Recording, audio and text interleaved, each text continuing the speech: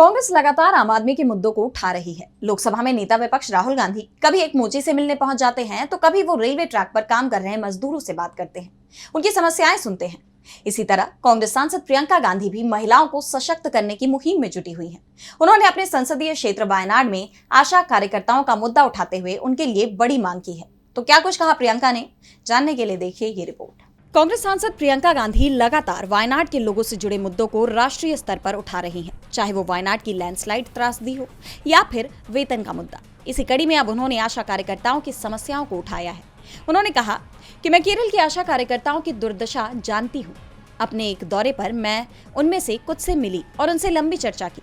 वे गर्वित बहादुर महिलाएं हैं जिन्होंने कोविड-19 महामारी के दौरान समुदाय के लिए वीरतापूर्ण सेवाएं की।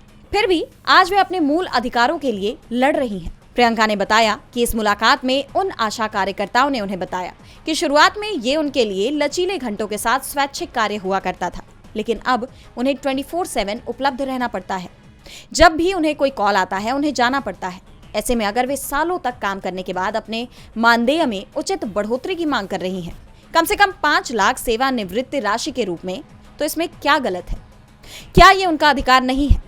प्रियंका ने बताया कि उनका काम कभी नहीं रुकता, यहाँ तक कि जब वे अपनी ड्यूटी पूरी करने के बाद घर पहुँचती हैं तो उन्हें अपने परिवार की देखभाल करनी होती है। फिर भी उन्हें सरकार से वो सम्मान नहीं मिलता जिसकी वे हकदार हैं। कांग्रेस सांसद ने आगे कहा कि एलडीएफ सरकार 62 लाख से ज्यादा लाभार्थियों को कल्याण पेंशन के रूप में प्रति माह 1600 रुपए का भुगतान करती है, लेकिन उनकी पेंशन का राजनीतिकरण किया जा रहा है। उन्होंने मांग की कि लोग इस पेंशन पर निर्भर हैं और इसे समय पर दिया जाना चाहिए, न कि सरकार की इच्छा अनुसार जब भी सुविधा हो। दरअसल प्रियंका केरल के नीलांबुर में एक सभा को संबोधित कर रही थी, जहां उन्होंने ये मांग रखी। अब सरकार इस पर क्या प्रतिक्रिया देती है, ये देखने वाली बात होगी। डीबी लाइव की रिपोर्ट।